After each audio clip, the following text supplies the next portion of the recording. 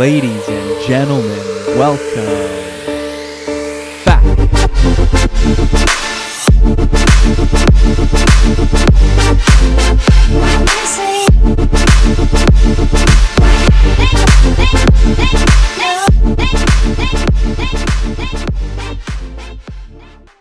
The next evening I was on hand wandering again. I just saw a guy out golfing, and I called my buddy. I'm like, hey man, there's somebody out here playing, and these golfers have been gone for a long time. Like, does he have a dog?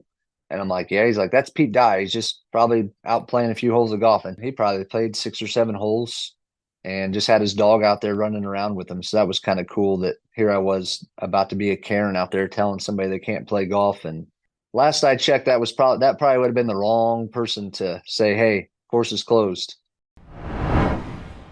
What is going on, everybody? Welcome back to another episode of Turf Today, presented by Toro. Count on it. I'm your host, Adam Kershane. I'm joined by my good friend, Brian Laurent, and this episode was recorded on the Superintendent Network. So today we're bringing you the second interview that we did a couple weeks ago. Today it's Dan Grogan, who is the superintendent at the Sagamore Club in Noblesville, Indiana. This was a fun one for us. Dan's a great guy, tells a lot of great stories, and has some really good insights for everybody. So looking forward to that. We'll get to that in a few minutes. Before we get to that, I wanted to talk about a couple polls. Now, every weekend, every Sunday, we do the Sunday poll on our Instagram, and thousands of people are a part of it every week, which is really cool. So it's something I'm sure you've seen. Some weeks are more popular than others, and some weeks can get really exciting. I want to bring you back a couple weeks to moving tee blocks. We did a poll where it was, how often do you move tee blocks at your golf course? And the four options were every day, every second day, once a week, and once a month. And as most people would think, the biggest percentage was 63% at every day. And if you have the staff and you have the means to it, obviously you're going to try your best to move those tees as much as possible. Right? You don't want the foot traffic, you don't want the divots. You want to be able to spread that stuff around and give the golfers a different course every day as well. After that, 28% was every second day, because you can't get to it every day. Maybe you don't have somebody that can be out there and moving blocks. You know, a little bit of a tip for somebody out there, if you are at a course where you guys can't move them all the time, go out of your way every once in a while to some of those ones that get used quite a bit. Some of the par threes, maybe some of the par fours where people hit irons off of, some of the ones where people are walking up to the same spot all the time. It is good to be able to move them. You can't get to them all every day, but some of those ones that you kind of, as you go around, you figure out the popular ones and the ones that need to be moved the most. So those are one of those little things, the tee blocks, if you can help move them or pull them off for a mower, that's always really helpful. We had a couple more numbers on there. You had once a week at 8% and once a month at 1%. So it's different everywhere. Everybody's got different situations and different tracks too, right? Maybe some tees can't be moved, and it is the way it is. Maybe at some places, like we played out of grass clippings, when you're playing the par 3 course, a lot of them are on mats, and so you're not moving those blocks. They are where they are, right? Another poll we want to talk about quickly was the totem pole.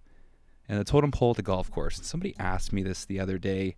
They were like, well, what drove the passion to want to help the industry as much as you wanted to work and be a superintendent, but what pushed it? And I thought about it for a while. It's a tough one for me. I'm somebody that's always loved to help. I love to be in the supporting role. Got me to thinking about that whole thing about being a hockey player and the hockey game, everything that goes on with the production of a hockey game. There's a lot. It's busy. But at the end of the day, the players are the entertainment. And that's why people come and they spend their money and they plan out their nights and they do everything is because of the entertainment it's provided by the players. And that was a really cool part of it. And when I started working at the golf course, I kind of felt the same way. It was like, here we are, we're the turf staff, we're the ones taking care of the course. People are paying to be here to play golf at our golf course. And I thought that was so cool. And then you would go into the pro shop and people would be like, oh, you can't be in here. Or you go into the restaurant, oh, you can't be in here. And it's just weird. You'd drive around the golf course, you'd say hi to people and they'd turn their head, pretend like you didn't exist. And it was such a different feeling because it's like, you're here to play the golf course. Why is the turf staff seen as just the help or just the work? There's areas of the golf course, I'll give the example of maybe a server. Servers in there, they're having nice conversations. People are complimenting, oh, it's such a beautiful day. The course was so nice. Oh, I played so well. Here's a tip for dropping off my drinks. It's different, right? We were the ones that did the work. We know that. And so I never really said too much about it. There'd be times where I'd be up in arms and it's kind of like, why are we treated this way? Why are we at the bottom of the totem pole at the golf course? So I don't know. That really pushed me to want to raise more awareness to what we do. Because a lot of people love the golf course, and especially golfers, right? They have a passion for the course, and a lot of them do like taking care of it. They do like seeing good maintenance and people that are good members or good golfers that like to go out and take care of golf courses. That's really appreciated, and that's great. And why not show that we are more? It's a difficult job. We go out there, we work hard, we sweat. There certainly is recognition. And this was years ago, but I felt like that we were really at the bottom of the totem pole when it came to the different departments at the golf course. And I don't know, it's funny. Like, isn't the superintendent or the course manager, aren't they the most important person at the golf course? And there's a lot that goes on, and the more you add to it, makes it more of an experience for the golfers. But at the end of the day, there's a lot of people that just come out there for the turf. And they come out there for the nature, and they come out there to put the ball in the hole. And they can't do that, or they can't enjoy that, unless the turf staff does their job. So I hope over time we can really raise this awareness. This is a great industry. We're all in this together, whether we work in the kitchen or we work on the golf course or we're cleaning clubs. We're all in this together. We should all be trying to support each other and just make this a place where people can come, get away, enjoy a few hours, and be at peace. Well, unless the golf game's not going well, because that's never good. Love to hear what you guys think about that. So hit us up, because at the end of the day, and we all know this, we are the ones that make it happen. Check back in with Brian now, and Dan is on his way. I like the stash, by the way. Nice Yeah, addition. Casey said he was trying to bring it back, so I can't grow a full beard. I'm so patchy. But my wife loves she loves the stash, so I shaved it the other day, and I walked by her, and she's like, "I'm like 8 months pregnant. You're gonna walk around the house looking like that?" I love it. Gonna have Dan Grogan. Dan is at Sagamore Club in Indianapolis, just north of Indianapolis. Gotten to know Dan over the years. We'll talk about it during the pod, but he did something pretty cool. He just reached out to Twitter and said, "Hey, I want to start a group of people to support each other, just talk." And so he created this. I don't even know what message thing it is anymore. I think it maybe Group Me or something, but just a bunch of random superintendents and industry people from around the country. And we just have this little group that we just stay in touch and share what's going on in our lives, there to pick each other up and talk shop, talk family, talk whatever. And so that's how I've gotten to know Dan, just a really, really good dude, and has picked up the phone and called me, when he knows I've been on the road all the time and get a little quiet in the message group. Just they're kind of looking out for people, and yeah, so he'll be a good one. Turf Today is brought to you by Toro. And did you know that Toro has a full line of work vehicles?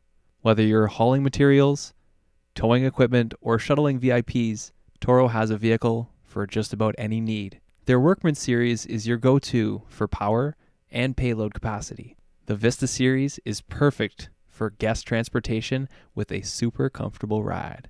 Plus, Toro has tons of options to customize your work vehicle, including all electric models. So check them out at toro.com. Hello. What's up? Dan, how's it going? I'm good. How are you? Not too bad. Thanks for joining us today. You got your spray done this morning and everything? Got done early? Nice 3:45 alarm clock. Oh boy. Man. We appreciate you doing that just for us. I was just getting ready to say I didn't see your face on it first. I was like, man, do I get to do this podcast and not have to look at Brian? I was going to be really happy. I was going to say, I can turn my camera off if you want me to. No, it's all right.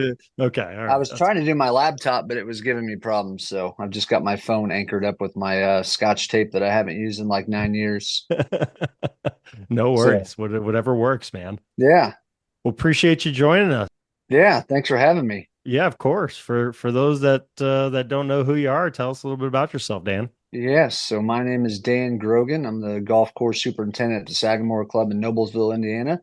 It's a Jack Nicklaus private course. I've been here now for 18 full seasons. I've been here for 20, including my 2 years of internship. So started in 2002 as an intern, came back in 06 out of Purdue as a second assistant. and worked my way up the totem pole. And this is my 10th year as superintendent. So, yeah, if you've seen me on Twitter, it's probably been grilling out food or pictures of the family. I try not to make X/Twitter anymore. I don't know, provocative, or I think there's plenty of drama on that app anymore. So I try to keep it light, and there's still people that like to kind of go the negative route, but I've kind of shifted away from the negative and focus on the positive. So Speaking of that, I just saw Kaminsky put something out there about how he's thinking Twitter, X, whatever we want to call it. He's thinking it's dead. What do you think?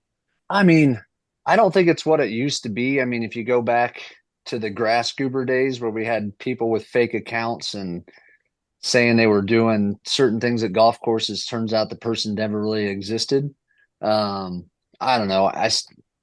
I feel like there's still some people that use it to promote their golf course, whether it's Matthew Wharton.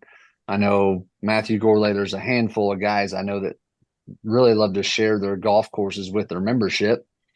There's some guys that do a mix of both, and that's kind of what I've gravitated towards with my kids and my family and the stuff away from the course. We still kind of share what we're working on the course. I don't know if it's dead. I don't think, I think it's a lot different than what it used to be, 10 plus years ago when I first, I don't know what my Twitter anniversary is officially, but it's definitely gravitated to a different way. I feel like I've tried my best to not follow any political things whatsoever on there, and they still end up on my page at some point in time. So I don't know if it's dying. I just think it's different, and some people might not like the different, but I don't know. I still use it to share my life and my story on the course and away from the course. And some people have gone away from doing it, and I'm gonna keep on grinding on that thing. So Yeah, I agree. I still think there's plenty of engagement. So you yeah, can weed out the riffraff as much as you want, create lists, notifications for the people that you want, whatever. you make it what you want it to be. Yeah. I don't think I've been on Facebook in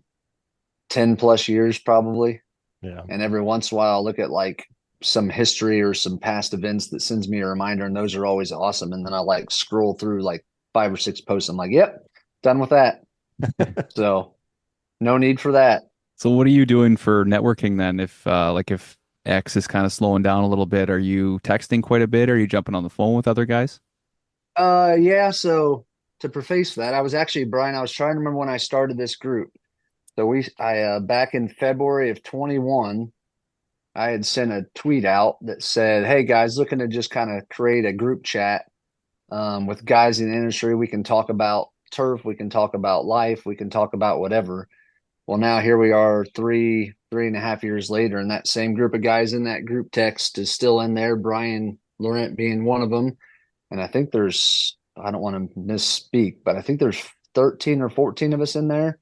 We've got superintendents, we've got former superintendents who now run lawn care businesses. We've got guys from Texas to Idaho to Michigan, Tennessee, Kansas, Wisconsin, and then Brian, Ohio. I don't know if I want to categorize you as being in Ohio, but whatever Yeah, I'm not day of sure the where week. I am. That's right. That's right. So, That's why I always man, feel bad. that's been probably that might be the coolest thing I think I've ever done on Twitter is to create that group, because we've had all kinds of events that had nothing to do with the golf course. We've had guys in that group that their wives had a miscarriage. We've had guys in that group whose kid got attacked by a dog. We've had guys struggling with mental side of the business wearing on them. So, I mean, change of jobs.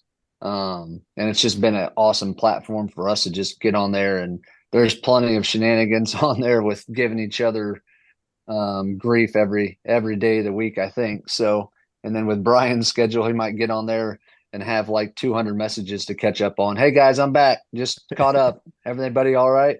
So I think that's probably my biggest thing. And I have a handful of guys locally that we text with. I share some stuff on Instagram, but I don't know. It's probably more texting more than Xing. We used to have this group called Twittering. Now it's called Xing. So X-Men. Sorry, I don't want to X-Men. misspeak. X-Men. So I'm glad you brought it up first because it's like Fight Club. The first rule is you don't talk about Fight Club. So I wasn't sure right. if that carried Yeah. over So with X-Men or not. yeah. So I won't name everybody in it. So we'll keep anonymous, but I think when I had first sent that out, I thought maybe I'd get like, 6 or 8 people. I think I turned like 30 people away because I didn't want to get 50 people in this group text, and then it would have been way more than it already is. So, but yeah, I did my homework before I joined this because I couldn't remember when we started this, and it was like February of 21. I can't believe it. Yeah, that's been quite a ride. Well, was that right at COVID? I'm trying to remember all the Right COVID after, years yeah. now. Yeah. Yeah, right after. And then Yeah. then we kind of had the group get together when the conference was in San Diego, when it made its return to San Diego. We had a bunch of guys Yeah. get together at one of the bars or something. And Yeah. We did that in Orlando as well. So, yep, yep, yep. yeah. Always good. So how do groups like that help you both personally and professionally? I think some of us have used it multiple ways. If we have a question, or there's been a handful of us where you just get stumped on something on the golf course, and you can send a text out to those guys, and maybe they don't know the answer. I've had one of the guys send me something looking for an identification of a disease, and I send that off to a turf pathologist in a text, and it's always hard for them to maybe ID, but I think it's probably less about the turf, is more about just being able to have a group of guys that you can share your life story with. And if you are going through a struggle, not everybody wants to put it on social media to get through. So, I think Brian, when you had your act scare with your kid and you're out of the frickin' state. I mean, I woke up to that and I'm just like, oh my heaven's sakes, I don't even know.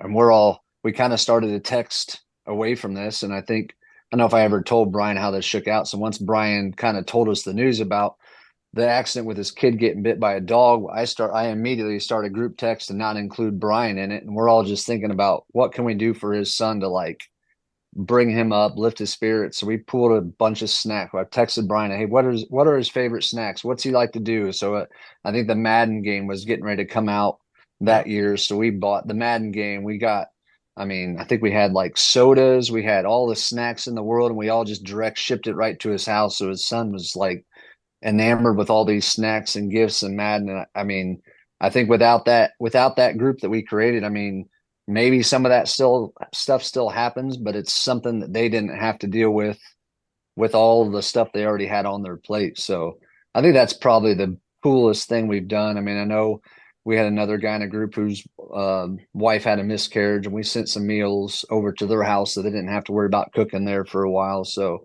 I think things like that, maybe they still happen without it, but I feel like it's just been an awesome way for us to kind of take care of one another. I wouldn't say it's a necessary requirement, but I feel like it's just common courtesy and to help out others when they're in a adverse situation. So I didn't know that story about you, Brian, about your son. That's so great that everybody came together. Another awesome example of our industry and how everybody's connected and how everybody wants to help each other. So that's so great to hear, guys. yeah, I think Brian I think he briefly put it out there on Twittering or on Twitter X, whatever you want to call it, about what had happened. But how long has that been? 2 years ago now, Brian? No, it was a year ago, August Oh my 8th. gosh. So Okay. never forget. I felt like it was a lifetime ago, but Yeah, it feels that way. Yeah, it was right. actually so my stepson got attacked by the dogs. It was on the August 8th, my oldest son's birthday. So never yeah, that's gonna be an easy day to remember for sure. Man. And you're in Texas when it happens, right? That was the first time I put it out because I was having some struggles getting home, and American Airlines wasn't very helpful. I've since calmed down, but yeah, that was the first news. I think I posted a picture of his leg in the hospital, and Twitter took it down pretty quickly because it was pretty graphic. So I'm okay with that. I didn't need to see that again. yeah, no, yeah, you don't want to see it. It was pretty rough. But yeah, no, you Right. guys. I don't think I've ever had an opportunity to adequately thank you guys and the entire industry for what everyone did when all that came through. It was certainly a tough time for a family, and having Right. everyone kind of step in and do what you guys did made a tremendous impact. So thank you. So yeah, for all the negative Nancy's that say Twitter or X is dying, without us creating this little group text with this idea a couple years ago, it's just stories like that make it worth it for me. Yeah. Because without Twitter, I never would have met Brian, never would have created the group text. Maybe I would have met Brian down the road, but it's been something that I don't plan on ending anytime soon. So I know there's some guys in there that lean into it for sharing some struggles, and sometimes we're just in there busting each other's chops. So you make of it what you will. I tend not to affiliate myself with too many Purdue people, so Right. it's Yeah, I know. it's only because they didn't let me in early access, so that's the only reason. So Yeah, I mean, we beat Indiana State last 2 weekends ago, and we might not have another win this year on the football field, but that's all right. We're going to have an angry Notre Dame team coming to town this weekend. So, yes, you are. Yes, you are. Well, that's great, Dan. I think that's awesome. You started something like that. It's probably changed some people's lives and certainly helped out. And being a superintendent, you're a person who's a leader, and you have a lot going on, and a lot of people that look up to you. And so, with all this going on, I'd love to ask you just about how you kind of take care of yourself and what you do away from the golf course. yeah, so I've got a first grader and a second grader. My daughter Kennedy turned 6 this past July. My son Grayson's in second grade. He'll be 8 in November.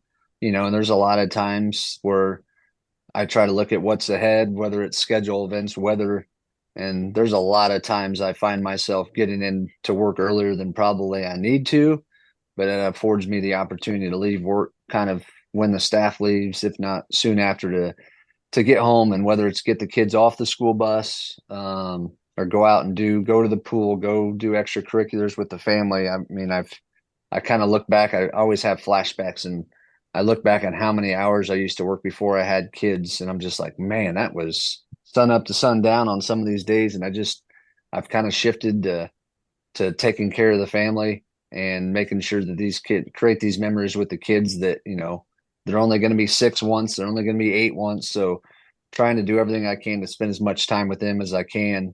Play the occasional round of golf. I do keep the fishing pole on the back of the cart on occasion. Attaboy. Yeah, the days of golfing a couple days a week have kind of taken a back seat. I do enjoy some concerts. Went to the Luke Bryan concert this past Saturday, and I think Post Malone's on the docket for Thursday. So yeah, concerts, golf, fishing, spending time with the family, and that probably encapsulates my life in its entirety. So the golf course has really helped you when it comes to concerts. I mean, you've had an opportunity to meet some guys out on the golf course and in turn kind of get some tickets. Tell us some of those Yeah, stories. we've got a nice little deal worked out with the music venue. They're literally like, what, 3 or 4 miles down the road. So there's been times where Darius Rucker, usually he played, Hootie and the Blowfish had a reunion tour this summer, so they wanted to play over here. So I had some good tickets for that. Probably the third time I've met him. The first time he played out here back, I don't know, it's probably been 2 years ago. We were just had a big group of us out in the lawn, got some free tickets because of him coming out. And he's kind of like 3 or 4 songs in, and he's like, shout out to Dan and his team at Sagamore, man. Some of the best greens I've ever putted on. And we're all going crazy. And it's like that awkward moment in between songs where like the crowd's not really quiet. And then we have this huge celebration, and everybody's looking at us like we're crazy. And, we are crazy because we wouldn't be superintendents if we weren't crazy. So yeah, I mean, Darius Rucker, Alice Cooper, Dustin Lynch, Kid Rock's been out here one time. His tour manager showed up the day of his show, and he only plays a certain type of left-handed clubs. And so his manager comes in with his rubber band of $100 bills and just kind of gives it to the pro, like, hey, can you go get these for Kid? Because that's the only clubs he'll play. So he goes out and gets them left-handed clubs, plays with them once, and then just leaves them at the clubhouse when he's done as like a rental set. No way. Wow. So yeah, so we've had that. Lincoln Park, back when they were, I guess they're back together, but back when they were still playing, they came out and played. So they have tons of artists. It's kind of a cool little deal we have worked out where we can kind of get tickets, even if the artist isn't coming out, we can get some tickets in return. So trying to think, that's about all the artists. Andrew Luck came out here one year, not an artist, but someone thought it'd be a good idea to put it on Facebook that, hey, everybody, Andrew Luck's out playing Sagamore right now. Geez. So he played like 5 holes and walked off. So Oh, um man. yeah, The whole neighborhood coming out, watching him, trying to bug him for autographs and everything. yeah. But I think speaking of Colts, I think one of the funniest stories that I think I've had out here. So one of the guys who used to work in the golf shop became good friends with Vinatieri and still is. So we used to play with him every summer out here. We were out playing. We were on the 7th hole. It's a par 5. House is kind of down the left side in the landing area, and he just tugs it off the tee, and we hear it rattle around on the back patio. and the homeowner comes out, and we kind of park on the cart path next to the house, and he doesn't want to get out of the cart because he's embarrassed. So I go over there and get his ball, and I go to the member. I said, "Hey, that's Adam Vinatieri. Why didn't you say wide left, wide left?" And so she hands me the ball, and she says, "Wide left, wide left." And I get back in that cart. I get back in the cart because he was riding on the passenger side, and he punches me as hard as he can on the top of my leg and says, "Don't you ever do that again, or you're going to be walking the rest of the round." And I'm like, "Okay, duly noted." So very, very competitive individual, whether it's golf or on the football field. So that's a funny story. I think I had a bruise on the top of my thigh for like 2 weeks after that. Good thing he didn't kick you. Yeah, I was just getting ready to say at least it wasn't a kick. So probably one of the funniest experiences I've ever had on a golf course. And needless to say, the next 11 holes trying to swing a golf club were interesting. So He kicked you out of that cart, you wouldn't have been able to walk the rest of the right, golf hey, course. there's a silver lining. At least it was just a fist. So yeah. Those are some awesome memories. What about growing up? Do you have any memories of the golf course or your family? Was it golf first for you, or It's always golf. I played baseball till I was like 12. And like my last year playing baseball, I didn't make the all-star team. And the coach's son did, and the coach's son was terrible at baseball. And I'm like, "Dad, why didn't I make the all-star team?" He's like, "Well, son, this is your first experience with politics and sports." And I'm like, "Well, I don't want this anymore. I want to play a sport where the only thing that controls your outcome is you as an individual." So I just started playing golf, and my dad's been a superintendent since I've been born. I'll be 42 here in a couple weeks. So I started playing golf. I'd go into work with my dad at 5 in the morning, and he'd pick me up on the way home around 3, and he just dropped me off at the course at the time was called Killbuck. It was no longer open anymore. He dropped me off at the golf shop. Nobody was up there till probably 6:30. So I just chip and putt, and I just spent all day on the golf course. And then probably when I was a junior in high school, I started working him on the grounds. I didn't think I wanted to do that first. I thought I wanted to be a golf pro. But I didn't make that move to be a golf pro. I worked for my dad for a couple summers, then went into turf grass. And it was weird. When I went to Purdue, I thought like maybe I was going to be one of the only people that had worked on a course for some unknown reason. They had all these guys in there that there's a handful of them I still talk to. But yeah, there was a lot of good guys in that major when I first came to Purdue. And then wrapped up Purdue, did a couple internships at Sagamore when it was still under construction, grow in. And then I did an internship for Scott Vincent out in Connecticut, who's now at Onesia Club in Chicago, out in New Haven Country Club. And got offered the same amount of money to go to Connecticut as I did to go to Indiana. And I thought maybe my dollars would probably stretch a little further in Indiana. So came back to Sagamore. Never looked back. Talk about the experience working with your dad. Yeah, so that was, at the time working with my dad, it was just, walk mowing, weed eating bunkers. You were kind of just that grunt worker there for the summer. And once I kind of started to do it more, I thought maybe I want to do that, but it's kind of one of those instances. Do you want to really do what your dad's done? Because your dad's done this for such a long time. He's been at the same course now for almost 30 years. So I don't know how many more he's got under his belt, but it was cool to work under him. I'm sure he appreciated it. It was kind of some memories that we'll always hold together, working side by side. I don't say side by side. He was making me do all the grunt work, and he was just probably spraying or driving around telling us what we were doing wrong. So, but yeah, it was a cool couple summers there at the latter part of high school. It was me and we had about 5 or 6 of us that was in my core group of friends that I suckered into working there. So we didn't have trailers when we used to walk mow here. Everybody at my dad's club, I think we had 4 guys, and everybody just took a loop, and you just took off running because whoever finished walk mowing greens first got free. They're called Ricker Pops. They're 59 cents. So whoever got done first got a free drink. So lots of sprints in between greens back in the late 90s. Did you ever get any special, I use air quotes, special treatment with your dad being the boss? Nope, there was no special treatments. It was walk mowing, string trimming, raking bunkers, edging bunkers. There was no preferential treatment to this day from him when I worked for him. So I use that jokingly, just kind of having some experience working for my dad as well. I mean, the special Right. treatment's usually getting treated a little harder than everyone else. Is that kind of the Yeah, case?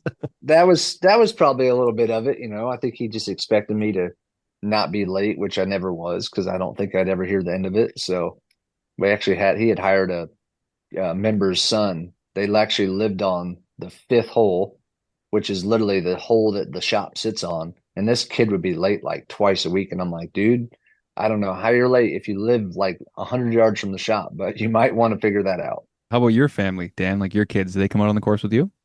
Yeah, we haven't done it as much this year, but usually like we'll do some PM drive arounds. It's just been so busy with the kids and myself, and we like to come out in the evenings if we get to like the fall. It's usually like a late fall, early spring if they're bored on the weekends and they want to come in to work with me when we're not starting quite as early. I'll hop in with me and I'll give them a bunker rake or a handheld blower and they can go out and quote unquote work.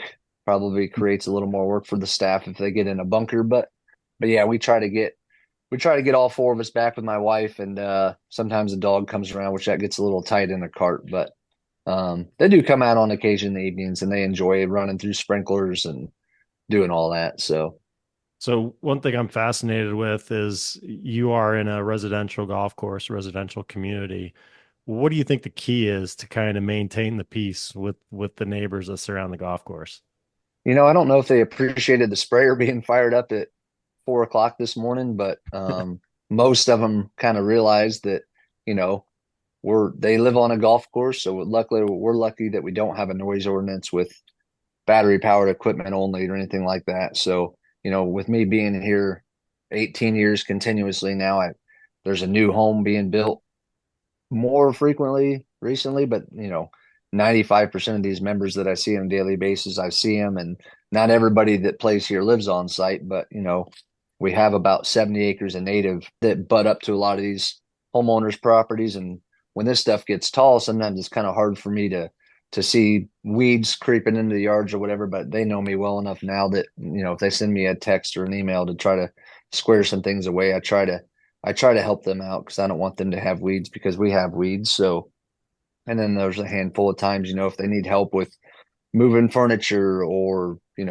looking at the yard that's maybe struggling or whatever, I try to make myself available to help them if I have time to help them. So that, try not to get too carried away with helping too much, but most of them, it's usually just a small favor here and there. So, um, I, I think that goes a long way. If you help them out, then, I don't know if they're willing to come in at 6 a.m. to help you mow greens if you need it, but, I'm sure they appreciate it. So always make time.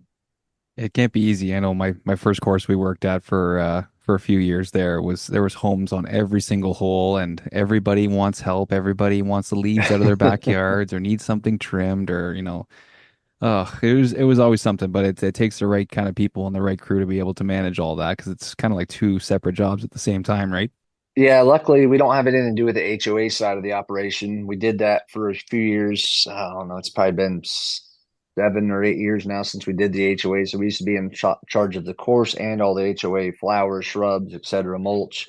So I'm glad that's gone away. But it's kind of crazy to look back. My first internships here, my first 2 years was we had four houses in total on the property. They were just the Homerama, kind of the model homes. And fast forward now, we're probably on the golf course itself, probably over 200 to 225 houses. So just a little different.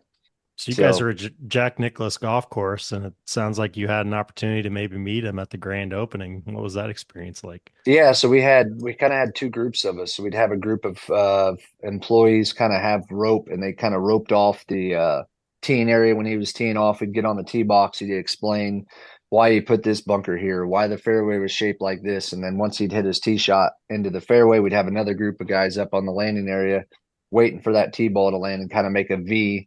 And then when he'd be in the fairway, he'd be kind of talking through, well, this is why I designed the green this way. This is why the bunker's positioned here. This is why there's a bailout. So it was kind of a unique experience to where literally every single hole you kind of got to hear why he did things the way he did. So there's an opportunity that not many people get the chance to have with the designer doing a grand opening of the property. So they said they were the best greens he ever putted on. So Chad Mark, I'm sure he has told you that many times over there at Muirfield. So, but that was cool just to be able to meet him, and he was kind enough to sign autographs at the end, and kind of got his autograph to shake his hand, and then he was continuously getting mobbed by the rest of the members that were the seeking one. So yeah, pretty cool experience to see. When I started as an internship, we had a lot of growing in to do, a lot of side work to do, to see it kind of evolve and to be able to get it opened, and then to still be here to be able to take care of the property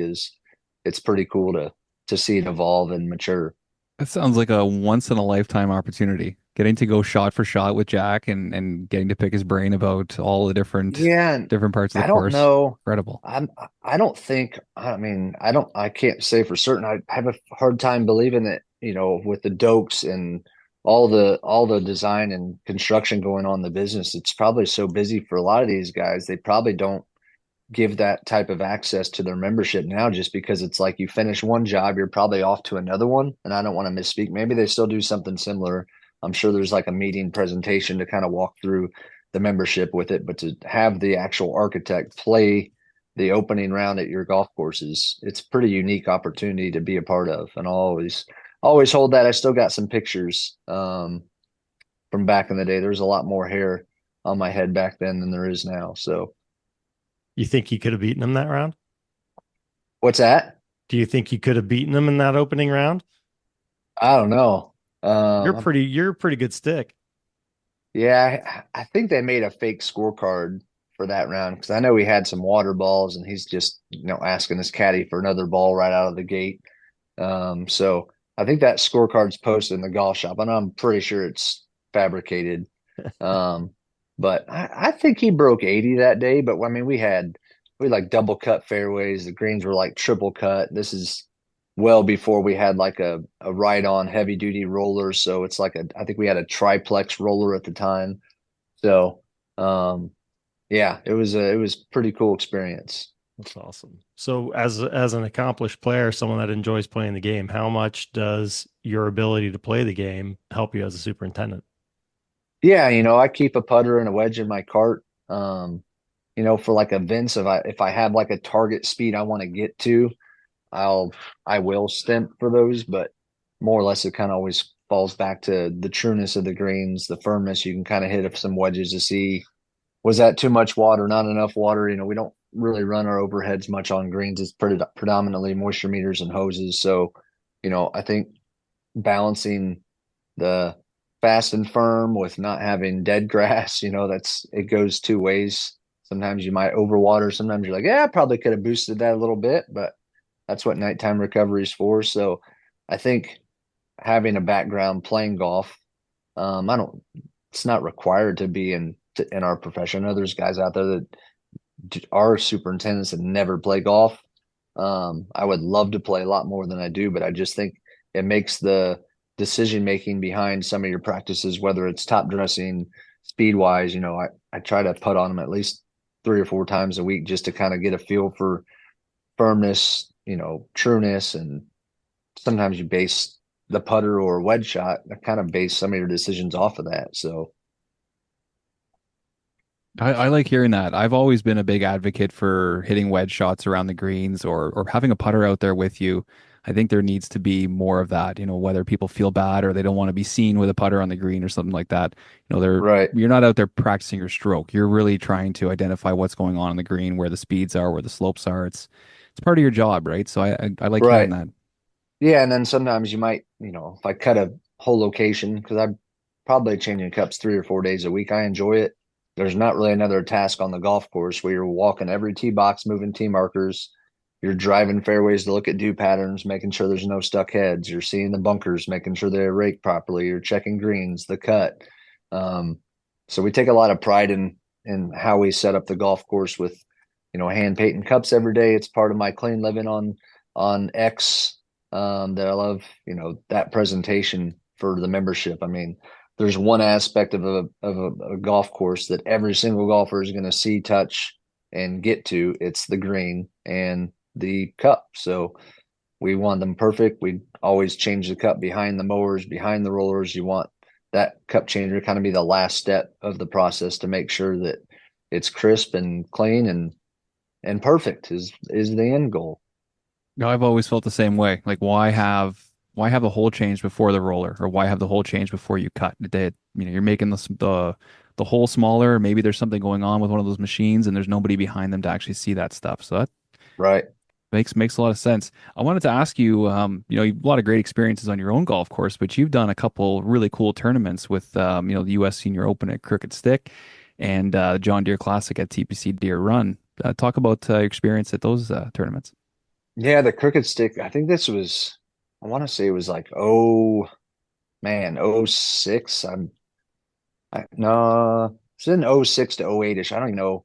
There was no smartphones. I know back there. It was just like your normal Nokia or Razor or whatever. So I had a few friends from Purdue that were assistants at the time at Crooked Stick. So I remember one evening I was on hand watering fairways and they just dropped me off with a hose and I had no radio.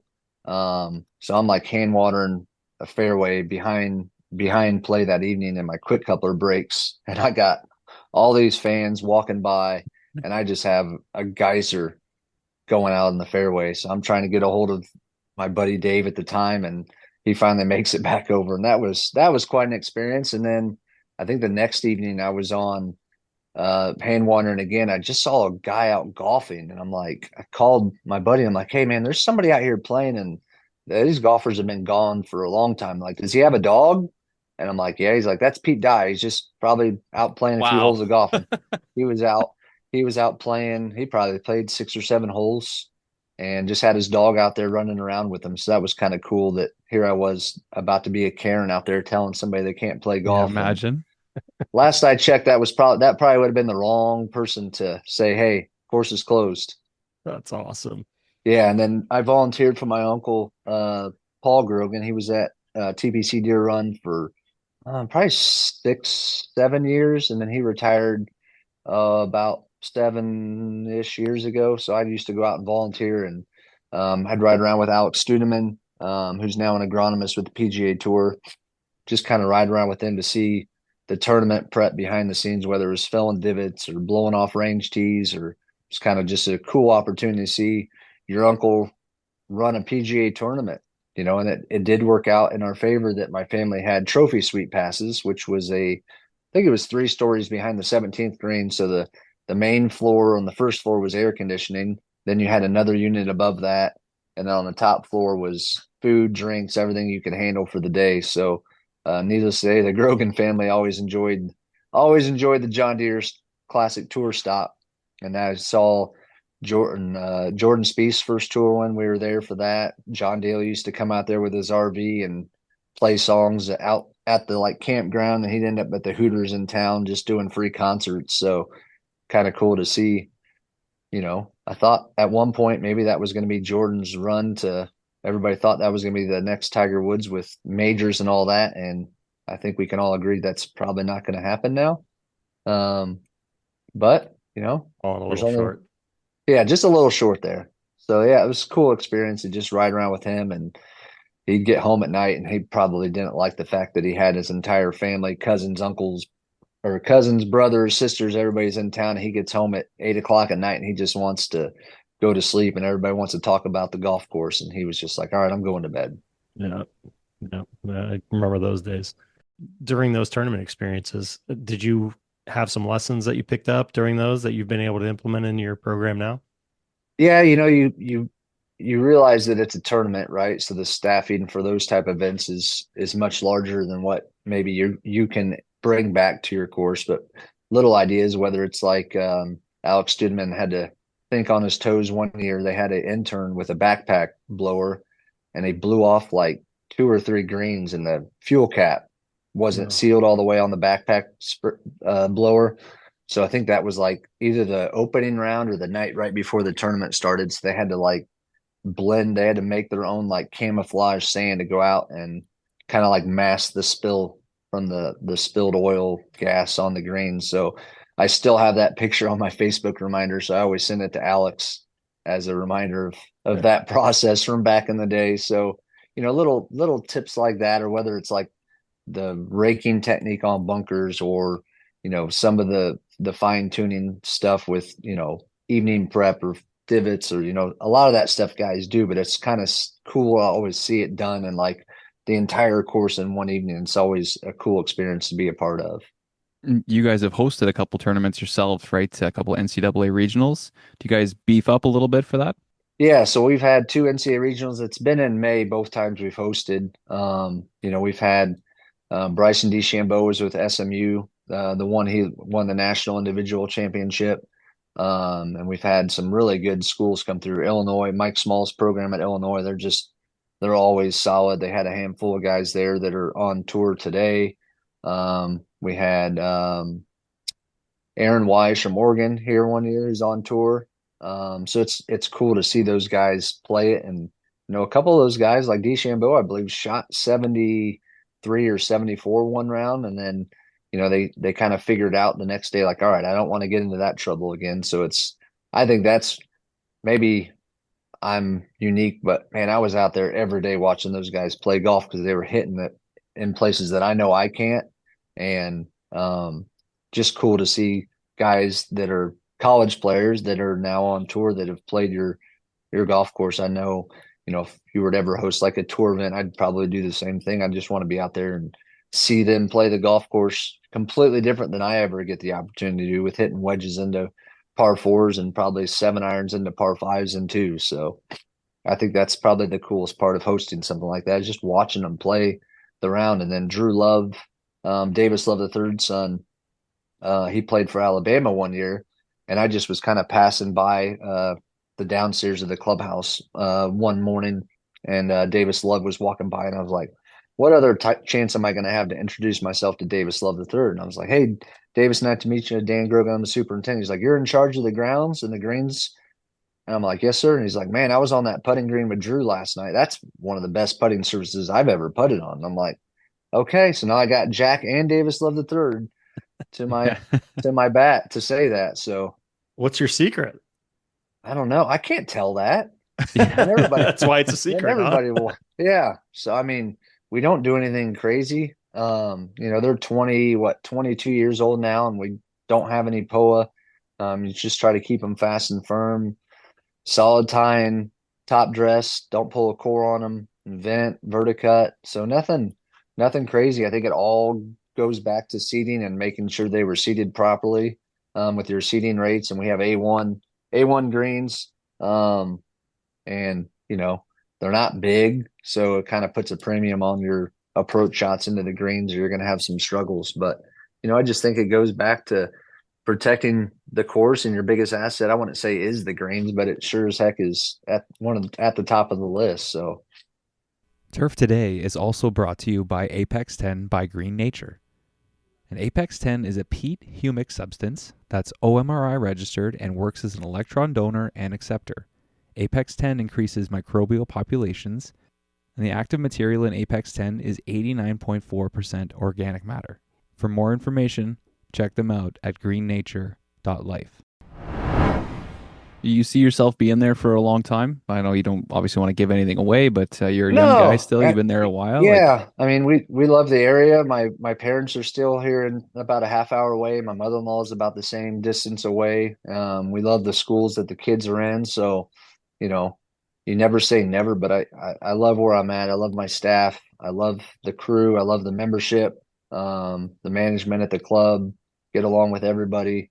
So, there's some guys that need that change, that they get to a club for a few years, like, all right, I'm ready for something different. But, maybe I'm unique that I got to see this property kind of start from the construction side, the growing, and now I'm kind of in charge of maintaining it. So, I love it here. I'm a 5-minute drive to work to and from each day. So that helps. And, I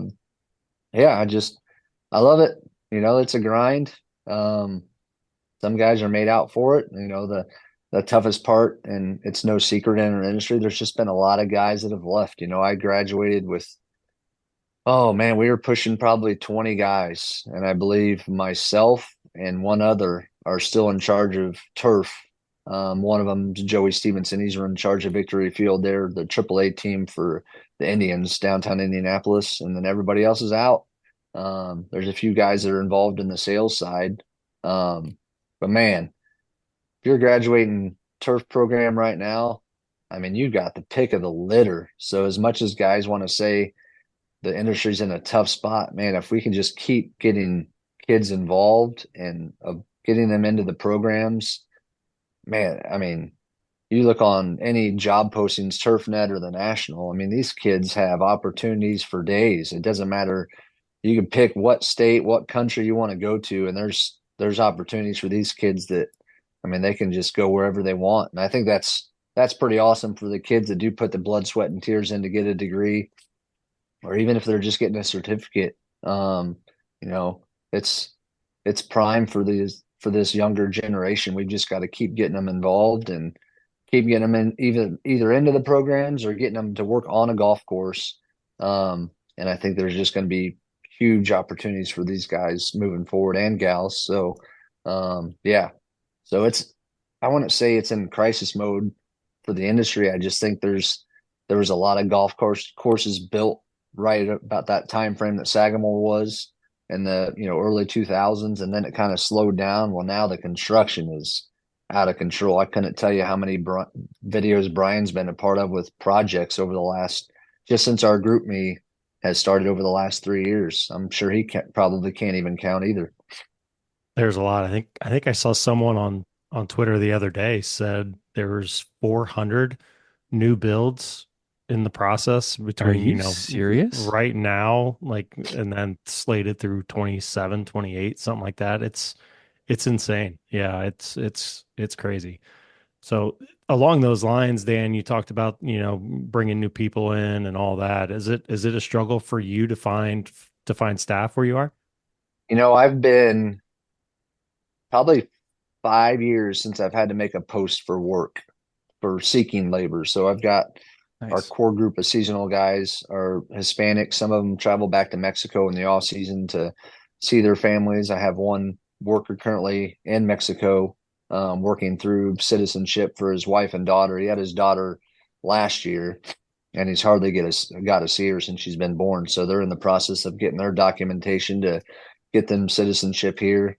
And then I've got a handful of retired guys that, whether they mow fairways or greens, I've got a retired rough mower. So obviously at some point my retired guys are going to be fully retired. So that's just something you kind of cross that bridge when you get to it. But I think it just goes into, finding that group of guys that want to do the job and enjoy doing it.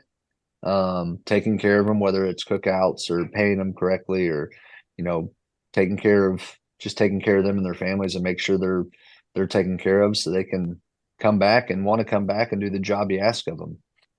I think that's important. You kind of mentioned, I'd love if you could expand upon the importance of retention. I mean, how do you make sure you aren't losing guys every year? That's sometimes hard to figure out when they're in Mexico. I mean, one of our guys went back 2 years ago and had a really bad heart attack, and they had to cut him open. And so you don't know, is he gonna? I wasn't even worried about if he's gonna come back. I wanted to make sure this guy wasn't gonna die on us in Mexico. So luckily, I think Facebook Messenger, I'm able to reach out to those guys, and kind of communicate with them like, hey, when are you coming back? And they let me know they're going to come back, and then we'll get to the end of the year program with those guys. And hey, is there something I'm not doing that you need me to do, or what do you like to see changed up? And I try to just not have the same. I've got one guy that's kind of on the sand row all the time, but he loves it. So I'm like, okay, you try to put him on something else, and he's swapping jobs with somebody else on the job board because he wants to be on the sand pro. But then everybody else just try to change it up so they're not the monotonous of doing, oh, it's Tuesday, I know I'm going to be on this. So trying to change it up, keep everybody happy. When it's hot, you're going to Costco and getting Gatorades and snacks, and hey, take an extra half-hour lunch, and not, there's always something that needs to be done. But at the same time, everybody's tired. Everybody's, worn out, especially this time of year. We're trying to give them some extra breaks, and, that job will be available tomorrow. If we got to finish it tomorrow, then so be it. But, trying to not run these guys into the ground and give them the variety to change things up and keep everything light and joke and have fun. And the cookouts, we always enjoy it. We do carne asada they'll make the salsa, they'll make the meat, they make all the toppings, onions, grilled out tortillas. And then sometimes I'm like, well, we just did memory guests. You guys don't want to cook out. So I'll grab the grill and do hot dogs and hamburgers. And then we're all gringos there for a day eating gringo food with hamburgers and hot dogs. So Ballpark food. ballpark food. Yeah. So, I'm lucky that these guys come back. I mean, that our core Hispanic workers, they drive an hour to work and an hour home every day. Same thing on the weekends.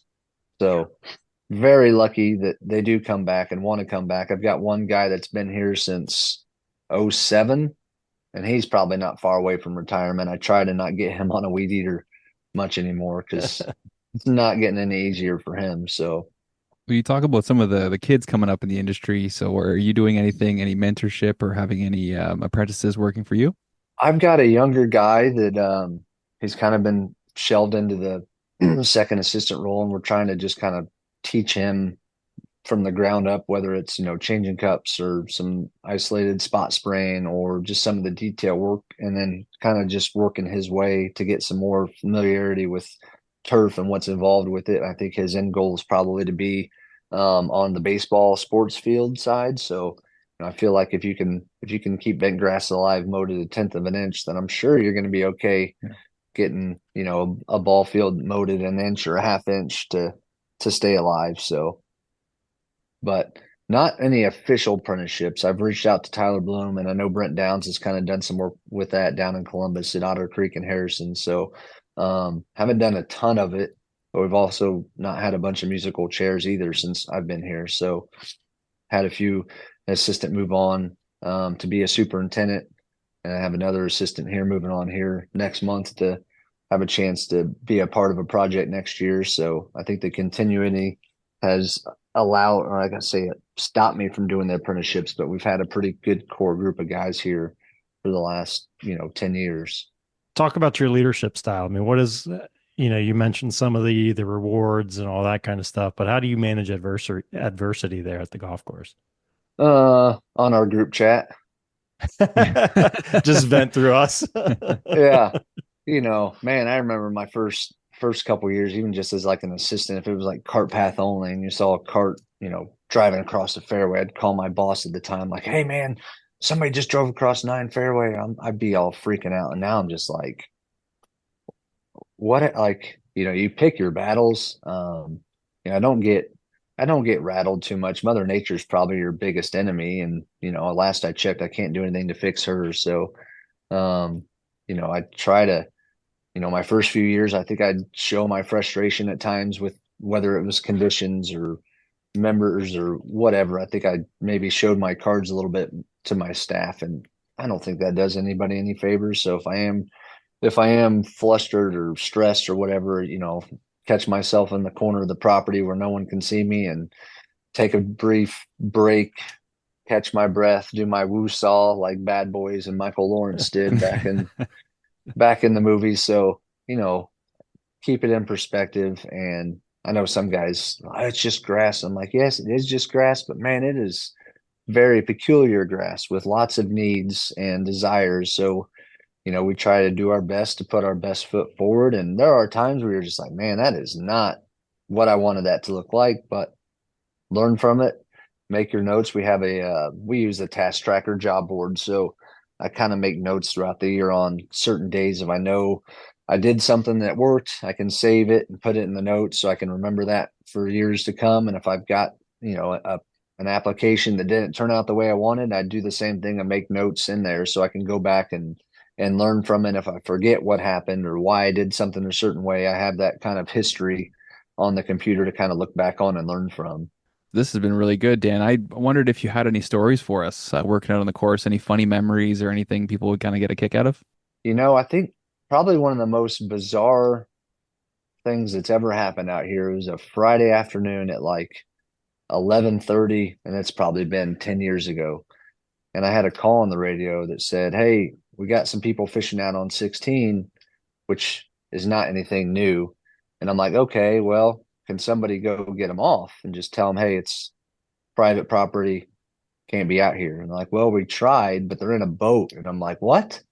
So these guys these guys parked in between two houses and carried like a 12-foot John boat into the lake and had like a trolling motor. And it's a packed tee sheet. I mean, there's groups literally like they're fishing all the way up by a green and they're literally waiting on them. And I'm like, guys, what are we doing? Like, well, we're fishing. And I'm like, this is a golf course. Like, I know you might have used to fish it back in the day, but just not going to be, it's not really an option. So, got them out of there.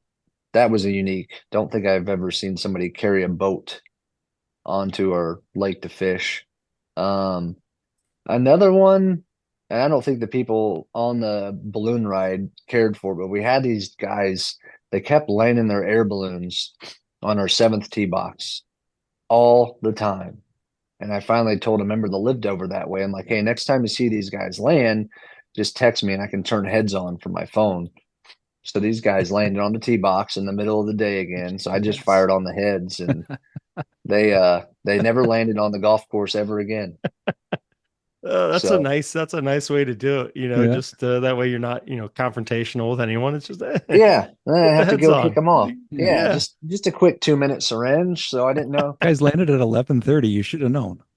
Yeah, so sorry guys, I didn't know you were out there. I had tee box was dry. So Oh, that's great. and I'm sure there's more than I'm not thinking of, but more of them are probably like guys in rough mowers and ponds and all that stuff that Yeah. everybody gets to experience once in a while. So trying to think if I had any other most recent ones that no, that's probably about all I got. I'm sure I could I was gonna say muster up some other ones. I could scroll through the message board here real quick Right? and prompt you, but that's okay. That's Yeah. we won't. So tell me what's your favorite part of this industry, Dan? Probably the ability to network with guys. I mean, I know that kind of gets ran into the ground with guys about all the networking. It's like it's no joke. I mean, you meet guys from every state or every part of the country. I mean, you meet people from overseas at the national show. I just think it's cool to. I mean, there's been so many times where I've taken an idea from somebody off of Twitter, vice versa. Somebody's seen how we did something and you share it, and I just think, some guys like to keep stuff close to the vest, and that's fine. I mean, it's not for everyone to share, but I think the more people share on something maybe that they're doing that's unique, and somebody else can take that same process and bring it into their property, and it's not a big money, it's not a big cost for the club, but they were able to get this idea because they found it on social media. I think that's cool, and I just think it's unique that there are some guys on there that I like their stuff. Man, they get some tough breaks with some conditions that they have to battle, whether it's Mother Nature or public daily fee carnage with just crazy stuff. Um, but yeah, I think it's the networking side of it is just unique from like I mentioned in our group text that we've been able to evolve and have all of us in a little group text to do. I just don't feel like that's normal with other industries, whether it's out of golf or whatever. It's just I think it's just completely different that, we're tasked with maintaining a golf course and you can do everything exactly the way you want it. And it doesn't matter if Mother Nature has a surprise. I mean, back 1st of August, we had 4 inches of rain in 90 minutes on a Thursday evening. Course closed on Friday. Back all the bunkers back by the time we left Friday. Carts off the path on Saturday. I mean, wasn't a whole lot of fun, but it's pretty cool to see water in places that you've never seen it. We're blowing fish out of bunkers. I mean, we were taking largemouth bass out of bunkers that ponds had backed into them. So it's just that's something that's unique to our industry that it's maybe not always fun, but it's cool. Like I had all these members sending me pictures that night of water in places. I'm just like, oh yeah, never seen water there before. And then come Monday, you're mowing the whole property out, and then you're able to get some before and after pictures, and I just think that's the unique part of our profession that you can have, things like this happen and overcome them, or whether it's you see some guys have had shop fires or wildfires that they're battling. It's unique. It's a unique job, but I feel like in our industry, the networking, it's second to none from the friendships you can make and evolve and keep for a lifetime. So Yep. Very unique industry, and there's a lot of quality people, right? When you look at all the superintendents throughout the industry, it's a lot of very well-rounded people that have worked very hard. So, there's no secret why everybody's so great and why everybody does want to support each other because we're all kind of in it together, right? Right. Um, Absolutely. I just wanted to ask you, Dan, if you had any advice for the younger folks coming up in the industry. We do talk to a lot of them, and a lot of them listen to the show. So, any advice about school or work experience or anything like that? Yeah, I would say, I mean, if they found something that works for them in an area and they're good with staying in that, location, great.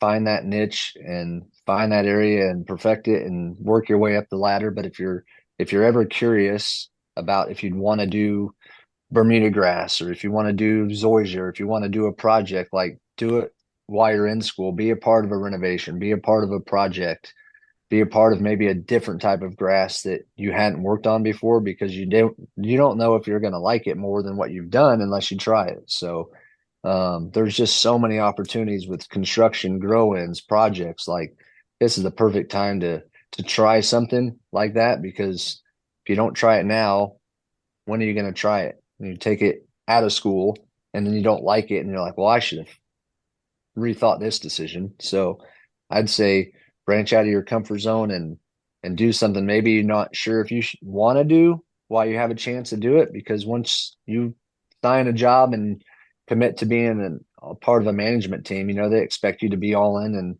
and be with them. So branch out, try something different, and never know, you might like it more than what you're comfortable with to begin with. So All sorts of flavors out there for everybody, right? all sorts of Hmm. flavors, man. There's a project. I mean, I feel like just about every state, every part of the country has something going right now, whether it's Wisconsin to Florida to Texas to Cali to New York. I mean, there's just the construction is crazy. The golf as a whole is, I think I tell this to everybody, but I mean, the COVID influx in rounds was the biggest thing that's happened to the golf industry since Tiger Woods put a tee in the ground. And for us, I mean, it hasn't slowed down. I mean, the rounds have stayed up.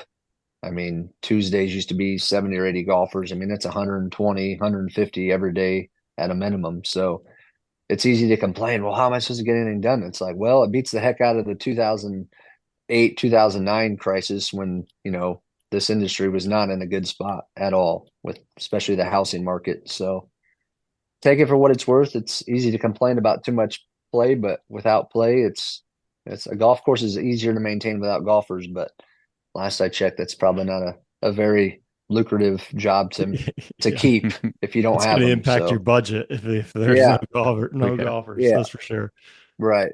Awesome. Well, this has So been great, Dan. Thank you so yeah, much. man. Appreciate your I appreciate you time. guys. Yeah, thanks for having me. Hopefully we didn't interfere with lunch or anything Oh or no, your we'll figure out twittering something for habits. lunch. I don't know what time. Well, I've been up for 9 hours now, so I don't Yeah, know if it's it's about time lunch or for dinner bed. Dinner time. time, yeah. It might be dinner time. Linner. I love it. It's one Yeah. of my favorites. So, well, cool. Well, yeah, thanks a Awesome. lot, Dan. This was great. Sounds good, guys. Have a good afternoon. Yeah, great to see you, Dan. Yeah, you too. See you All guys. right, Okay, man. take care, Take Dan. care, bud. Yep. Bye. Dan's awesome. Like you said, I mean, he started that twittering group now known as X-Men since the whole thing changed. But yeah, like he said, I mean, it's just a group of guys where we lean on each other. And I think that's again, I think that's the best part of the industry. Hmm. Yeah, We and heard it there's from a lot of those little ones, right? And guys, I still talk to a couple guys I went to school with, and group chat with guys that I used to work with and stuff. So I think you see that, and he talked about a lot of people that have left the industry, but they're still friends and they're still communicating. So it is nice. Yeah, absolutely. That was a great conversation. Well done. And now you're back on the road. Back on the road tomorrow, heading to St. Louis. So going to Glen Echo to show a little club tournament side of things. They've got one of their big events, so we're gonna spend some time over there. And actually, reminds me I need to reach out to someone else over there. But yeah, back on the road. St. Louis, then Texas next week, then Boston after that, then Bermuda, then I don't know what's after that, Philly, I think, or something. So, Hmm. yep, Perfect. on the move. Yeah, buddy.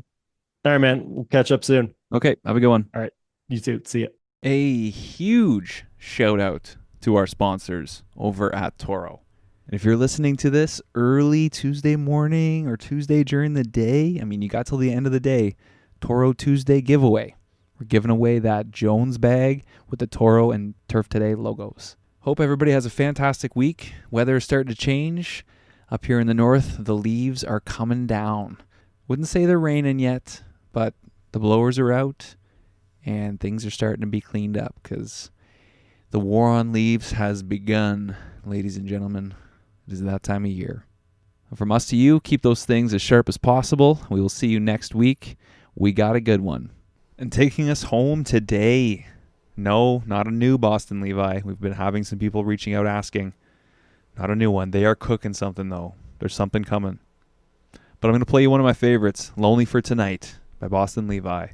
And my hope is that one of these days we can have a beer at one of their concerts together. Have you ever seen the bright lights? Have you ever seen the city at night? I'll be there, waiting for you. Your mind is racing like a wildfire. Anticipation, don't be scared now, just let go. Feel it all come through. And all your inhibitions take control.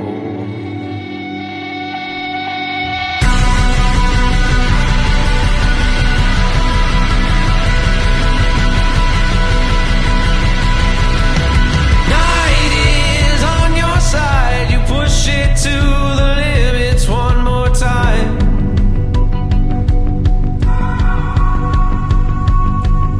Feel it in your bones, you're all alone and it's keeping you alive.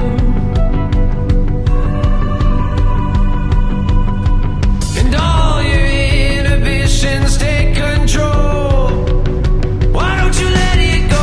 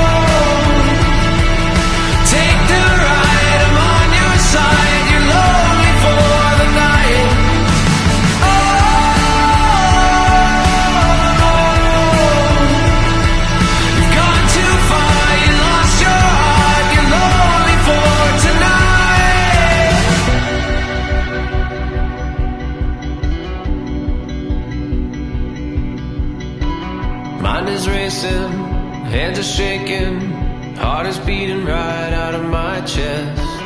I can't take it, body's aching, heart is beating right out of my head. Mind is racing, hands are shaking,